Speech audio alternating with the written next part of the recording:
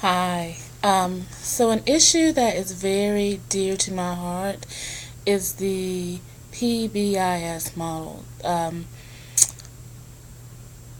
the Positive Behavior Intervention Support model. I believe it's an important aspect of public schools and schools in general, and I'd like to see teachers support PBIS in schools more or better. I sometimes believe that teachers don't take the incentives or the program seriously.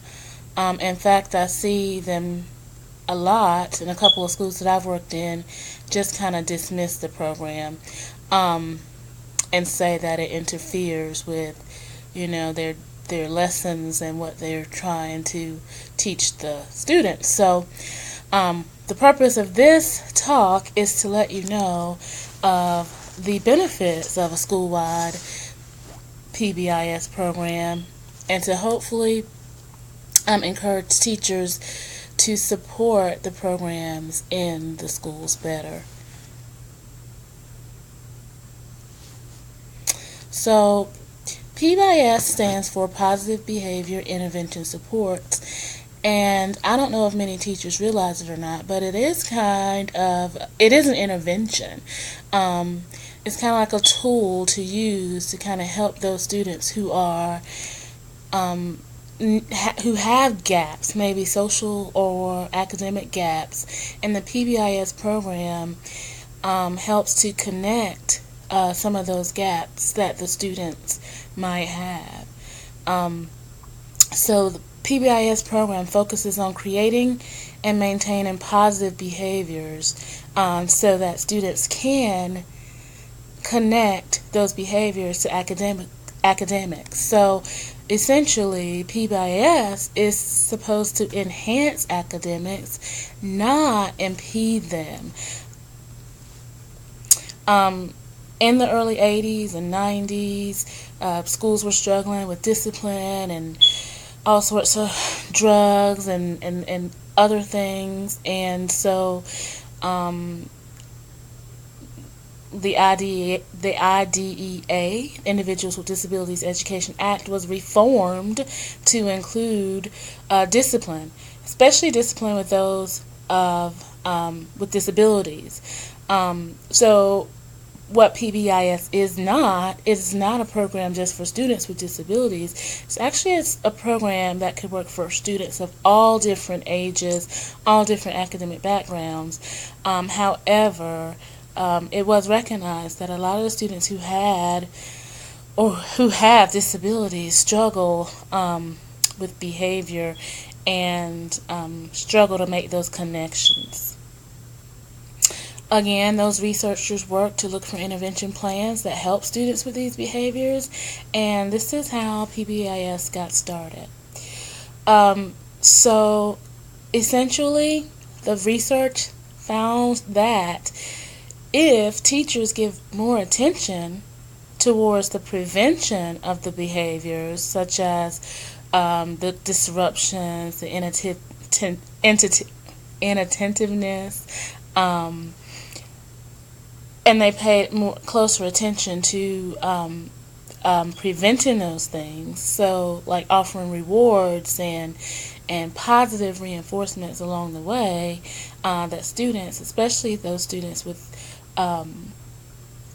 behavior disorders, were able to thrive when they were able to pull things together. In a school-wide PBIS model, the focus is not on those labeled with behavior disorders. As I said earlier, they are focused on everybody, which, again, how can it not be beneficial if we're focusing on making every student thrive? So here's how PBIS encourages success. It mirrors positive academic behaviors with positive social behaviors. For example, kids see that if I collaborate with my classmate over here, what I'm supposed to, if I do what I need to do, then that's going to positively affect my grade. It's going to have a direct effect on how I'm behaving. Also, PBIS encourages success by allowing a positive school culture. A lot of times schools will adapt an acronym. I know at the school that I currently work in, we breathe fire because our mascot is, we are the dragons, and dragons breathe fire, and fire is fairness, integrity, responsibility, and excellence in everything. And so everyone in the school, not just the kids who have behavior concerns or the kids who have academic concerns, but everybody breathes fire. So it creates a positive culture in that way. And it encourages kids to be intrinsically motivated. So I know a lot of people say, oh yeah, well, PBIS, they're going to give kids rewards for behaving well. This is what a lot of teachers are concerned about. Well, we have to have a party. We have to have a store. We have to use our dragon bucks, and that takes away from my academic time. But essentially, using that time kind of helps to build the character in the students. We need PBIS. Students with behaviors that hinder academic progress are in need of modifications, and PBIS is an intervention. It's a way to make sure that these students get those essential skills that are required for them to be successful. We all know the students' behaviors that impede student learning. They continue disturbing the class, distracting others, not completing assignments, physical aggression.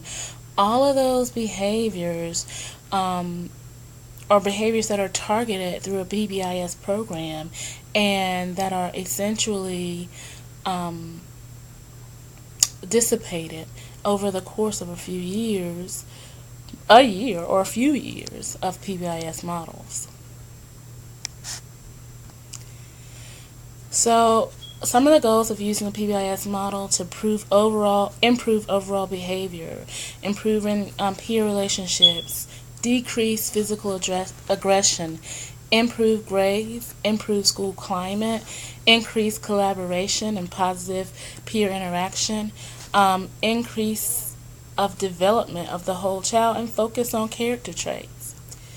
One of the things that I particularly enjoy about working with PBIS and researching how effective it is in different climates are the things that the PBIS ends up teaching students.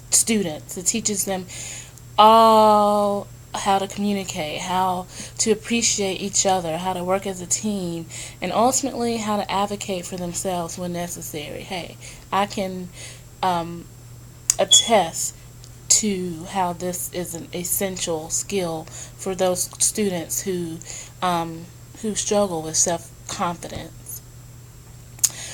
Additionally, PBIS teaches character traits, all those things that we need: honesty, perseverance, responsibility, all those things that we need, adults need, to become productive members of society, and that sometimes, unfortunately, they are not taught at home. Students don't have these skills at home. So a lot of times the school's the only place for the students to get these character traits. PBIS builds teacher-student relationships. My opinion is this is the best way to educate a child, is to have a relationship with them. And PBIS helps to foster those relationships, because not only is the teacher always concerned about, hey, you didn't do this, hey, you didn't do this, but I saw you the other day when you helped so-and-so finish that drawing, or I really like the way you work together. Again, it encourages collaboration and communication, positive school climate, and it teaches those valuable character traits that we all need. Here's my thing. All teachers are qualified to enhance a student's learning experiences by offering positive reinforcement, aligning daily interaction to positive character, and using incentives to help students buy into what they are learning.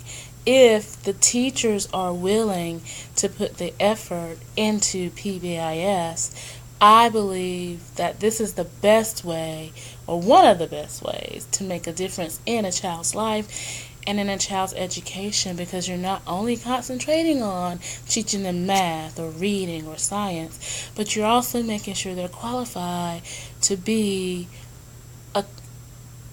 a willing participant in the world. So to me, in my opinion, I think that's a win-win. Thank you.